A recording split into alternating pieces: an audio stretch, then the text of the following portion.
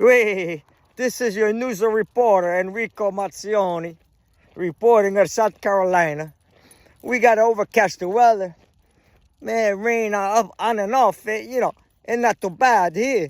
But some of my friends up in north, oh, mamma mia, they're going to have a lot of snow. Hey, Point of Pleasant might have it up to 24 inches of snow. That's 2 feet. Oh, my God, the 2 feet. Oh, make sure you're all prepared and you got the food and you got electricity and you got the gas and the propane and everything you need. Maybe if your refrigerator goes out, you could put the food outside, eh?